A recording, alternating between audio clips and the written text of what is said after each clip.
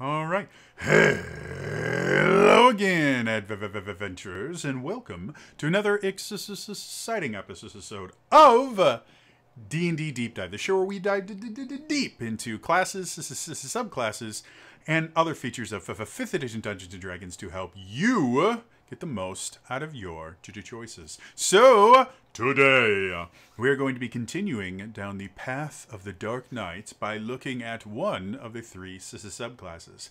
Now, again, trying something a little bit different. If you are enjoying this series, or you've enjoyed other ones and you're just coming into this, or you think Final Fantasy is cool, whatever, please hit the like button right now and subscribe to the channel. Hit the subscription button. Also, click that bell icon and turn notifications on. All of those things help more people to see this and help me to be able to keep making them. So please do all of those things. Now, some of you may be asking, wait a minute. I don't remember a Dark Knight in the PHB or any of the books that have come out. Well, that's because we're doing something kind of special. We are actually going through the different classes in the 5th edition D&D Cross Final Fantasy XIV Classes and Races Compendium. This is a homebrew that basically takes all the classes from Final Fantasy XIV, translates them into D&D 5e. And because of how popular Final Fantasy XIV has become recently, I decided it'd be really cool for us to do this. And these are really, really cool. I'm actually a huge fan of Final Fantasy XIV. I play it all the time. I've got a max level character that I'm currently doing the god-awful grind to get the final form of my relic weapon, the resistance weapon line, so that's fun. But yeah, in the description down below, there will be a link to the subreddit where you can download a copy of this for yourself, and you can talk to other people there as well. You can talk to the creator. You can talk to other members of the community. I've been posting all the videos there. They've been really, really helpful and wonderful that they're there. So yeah, super adored. So that being said, let's get into the subclass. Now, there are 3 subclasses. We're only going to be covering one in this video, and that subclass is the Blackblood. Now, quick refresher on 5th edition class design. In 5th edition D&D, every class is designed to play very, very differently right from the beginning. In order to do this, they have these things that we call defining features. Defining features are basically unique things to the class itself, or things that they specialize in that they can do differently than other classes that get the same or a similar ability.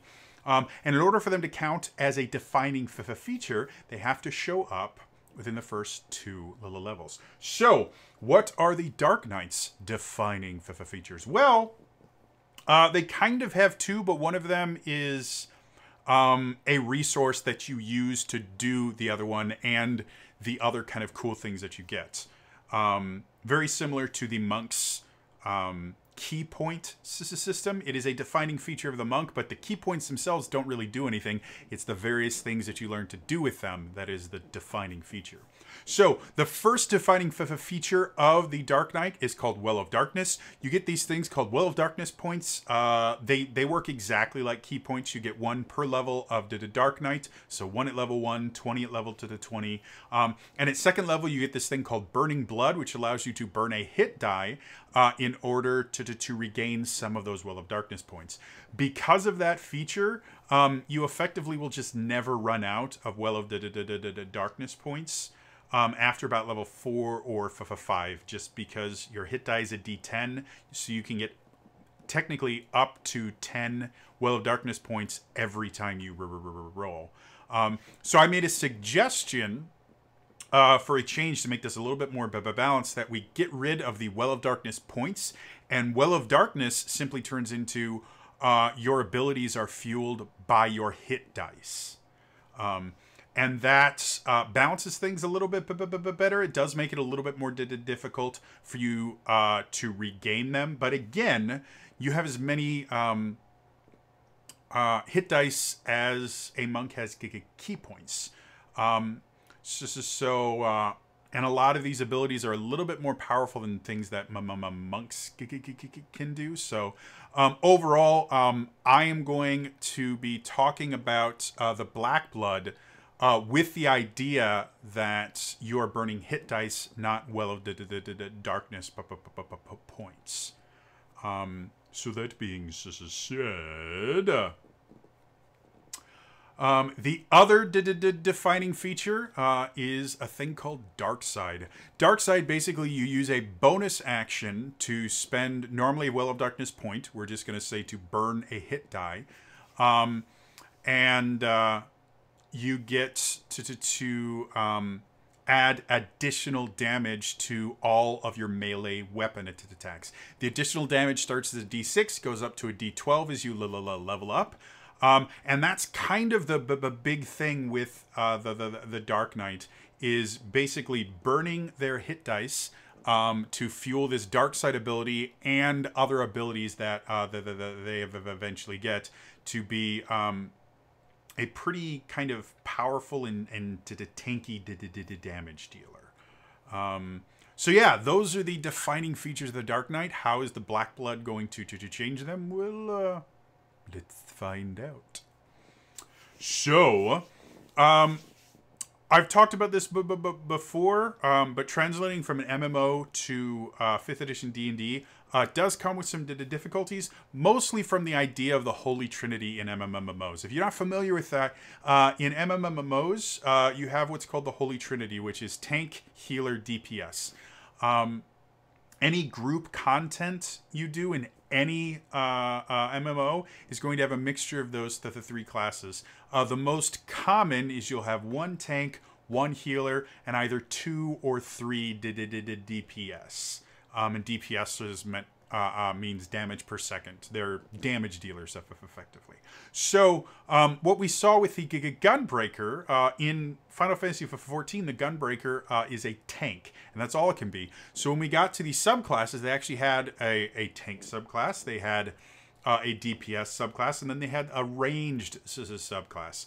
The subclasses for the Dark Knight are not quite as clear-cut, which is a good thing. That Holy Trinity thing is an MMO thing, not a tabletop RPG thing. So these subclasses feel a little bit more like a D&D set of subclasses versus an MMO set of subclasses that were kind of put into D&D. Not saying that the subclasses for the Gunbreaker weren't amazing. I loved them. Watch my videos on them. But I do like that these start going away from that idea, because if you're going to do this, you do have to get out of that mindset of MMO versus tabletop RPG. So the Blackblood itself is designed to be a little bit more able to take a little bit more damage than most. You'll see some stuff that allows the Blackblood to heal themselves, which effectively gives them the ability to just take even more damage, which is really, really useful for the Dark Knight, because, again, the normal way characters will heal themselves if they don't have magic or something is by using their hit dice during a short rest. The Dark Knight has to use their hit dice to fuel their powers. Yeah, they're not really going to be able to heal themselves that often. So building in things that do give them health is going to be something that's useful. So yeah, let's actually dive into the Blackblood. At level 3, when you choose this, you get Plunge. As an action, you may move to a space beside a creature within a 15-foot radius.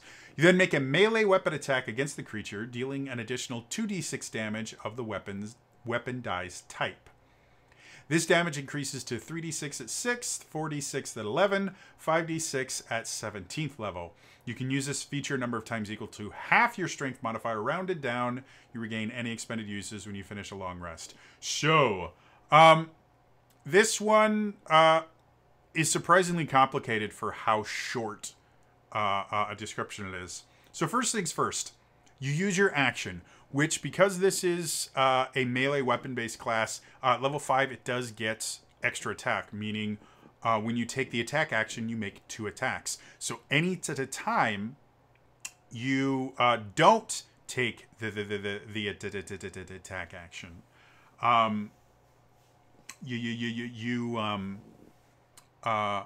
you are actually giving up 2 attacks instead of 1. And that's what's happening here is, as an action, so you're going to give up to 2 attacks once you hit level 5. At level 3, you're only giving up 1 to make a single attack, but you also get some distance and you get some additional damage.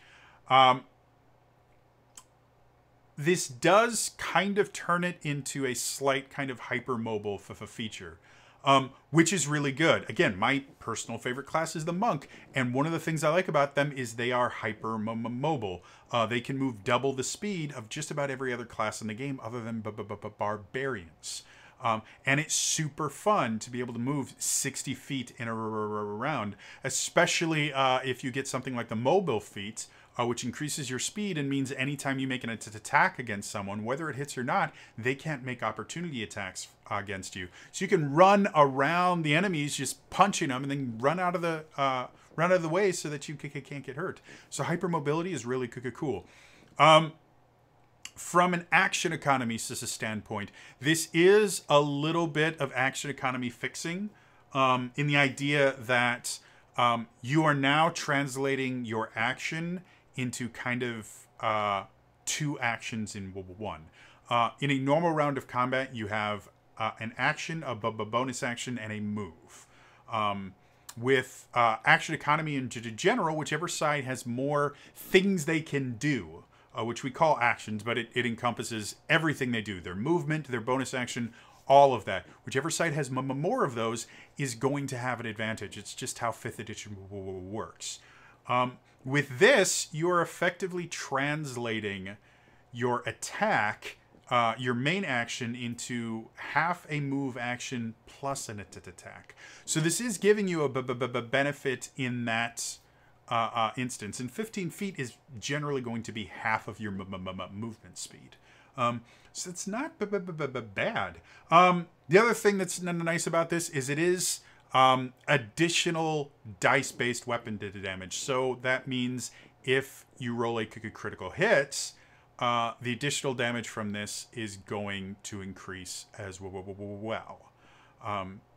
So all of that is really useful. The only thing I don't like about this is you can use this feature a number of times equal to half your strength modifier rounded down. That means until you get to 18 strength, you can use this once. And once you get to 18 strength, you can use it twice. That's it.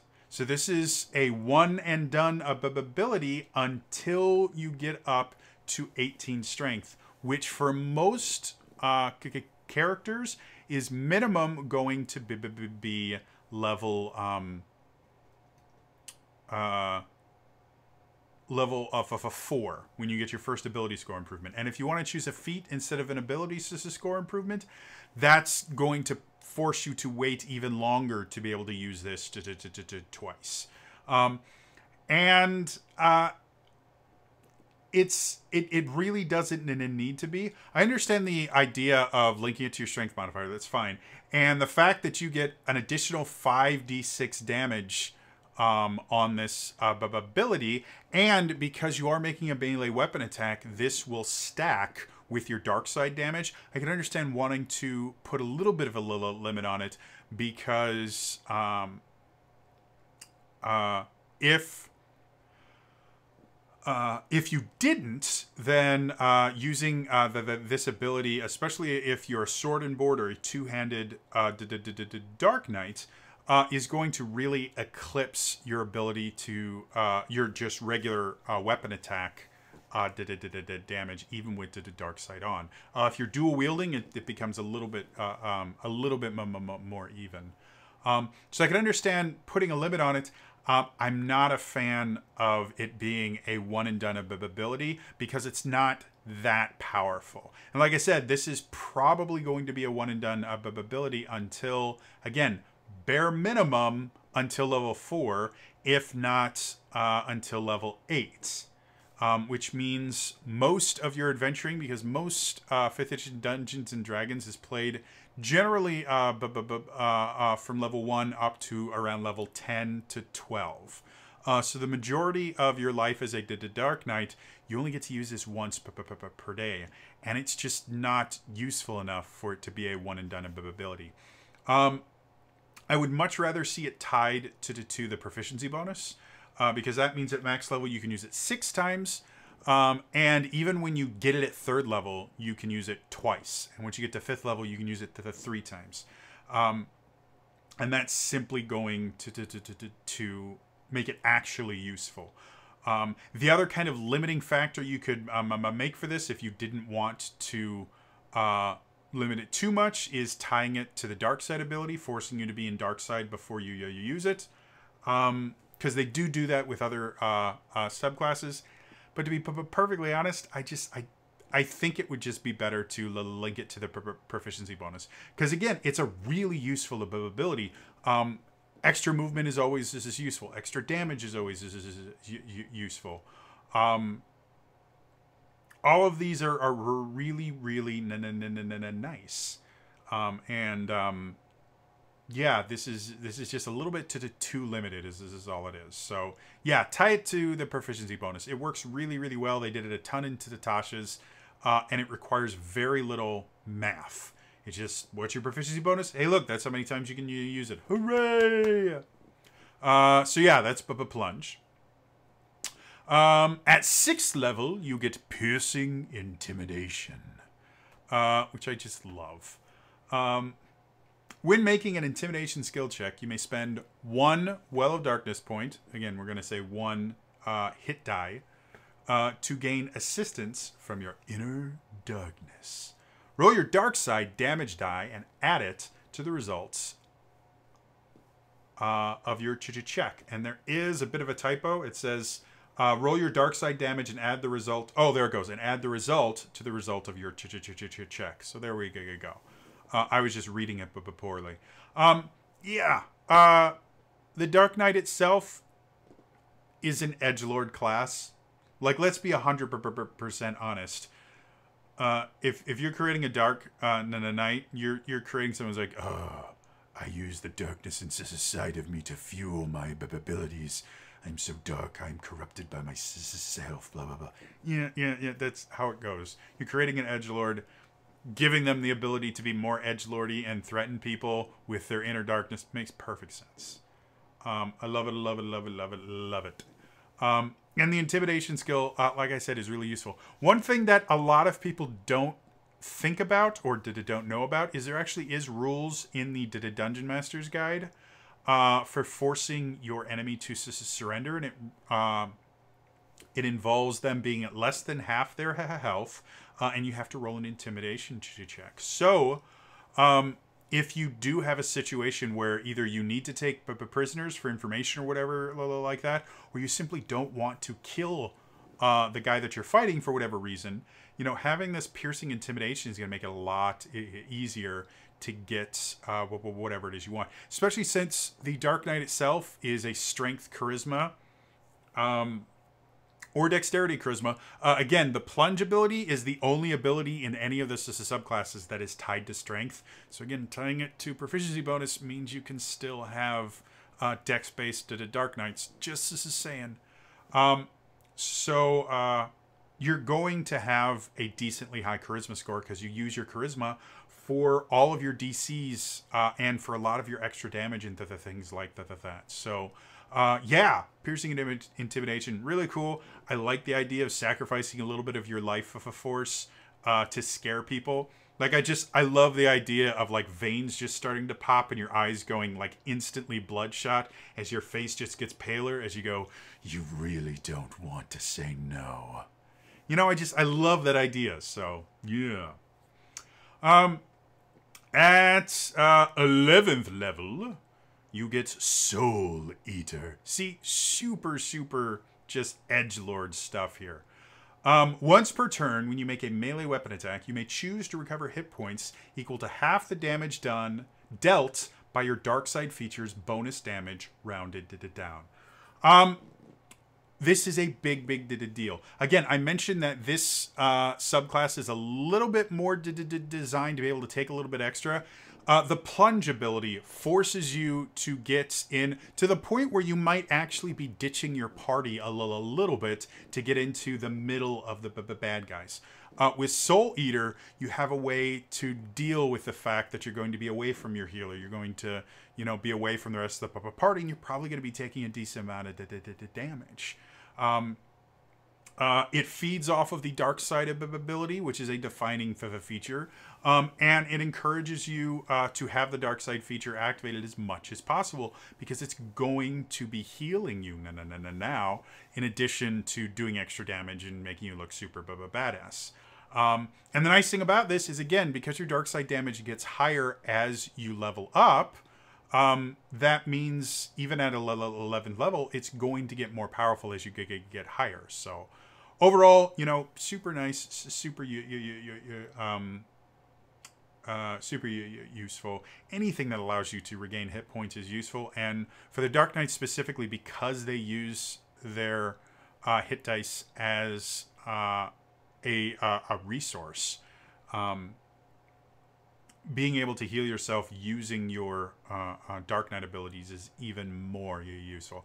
Especially if you are playing something like a Sword and Board to the Dark Knight in heavy armor, you might have a 20 or maybe a 21 or 22 AC, and you're not getting hit a ton because you just have a massive AC. And you're able to regain hit points. So in the turns that you're not getting hits, every single turn, you can get a decent amount of your hit points back and just become very, very difficult to kill, which is always a fun character to play. Finally, at 17th level, you get Ravaging Darkness. You add your charisma modifier to the bonus damage of your dark side feature. Now, it doesn't sound like a lot, especially for a 17th level ability. But remember, when we're looking at all of this combined, Plunge works with your dark side ability because it's a melee weapon attack. So Ravaging Darkness is going to make your Plunge deal more damage. Piercing Intimidation is just Intimidation. Don't worry about that. Soul Eater is also going to get additional healing from your charisma modifier, because it just says damage dealt by your dark side feature, and this is adding damage to your dark side feature. So this literally upgrades all of your abilities. And again, especially if you're doing a dual wielding to the Dark Knight, this turns into a really, really useful ability, because by 17th level, you probably should have a 20 charisma. It just makes sense because of how useful it is for your class. So that means with just a regular Sword and Board or a two-handed Dark Knight, you're doing an extra 10 damage per round. If you are a dual-wielding Dark Knight, you're doing an extra 15 damage on top of your D12 per attack, so either 2D12 or 3D12, and that's on top of any additional damage you might have from the weapon itself. If you've got a flaming sword or an ice brand sword, or something like that that does additional damage, you can really capitalize and turn this into a very, very powerful character. In addition to that, there's quite a few spells, things like Elemental Weapon, or I think Holy Weapon is another one. Spells that add extra damage per melee attack. So there's a lot of ways to really get a lot out of this character. So. Final thoughts. Overall, I like the Blackblood. The Plunge ability, like I said, it can't just be 2 per long rest. Bare minimum, it needs to be, if you are going to limit it, I would say limit it to your proficiency bonus instead of your strength mod, which also means you can have dex-based Dark Knights, which for every other subclass, Dex-based Dark Knight works perfectly. For the Blackblood, you can't with how it's written right here, you can't really be a dex-based to the Dark Knight because your plunge ability will always be a one and done. And it is the first thing you get as part of the Blackblood. So tied to the proficiency bonus, that'll make it better. Everything else about this is cool. It's interesting. It interacts really well with the Dark Side ability, which is the defining feature of the Dark Knight, which is how a subclass should work. It really should it really should find a way to pick a defining defining feature and maximize it or give you a new way to use it or something like this. This literally just adds more cool stuff you can do. First, you have the Plunge to attack, which gives you extra movement. Then you have the Soul Eater, which makes it heal you. And then you have Ravaging Darkness, which just makes it do more damage. And then every so often, you suck your own blood to intimidate people. So overall, really interesting, really fun. And yeah, I like it. Otherwise, that is going to be all for me today. As always, reminder to like, subscribe, and turn notifications on in the comments down below. What is your idea in your head? What visual do you see when a Dark Knight, a Blackblood Dark Knight, uses piercing into intimidation? How do you see that physically manifesting? Do you see a dark aura around them? Do you see how I kind of described it, veins popping into things like that? Is it something completely different? Is it an eye shine or something? How do you see that happening? Let me know in the comments down below. Otherwise, again, that is all for me today, and I will see you guys next time. All right? Bye-bye.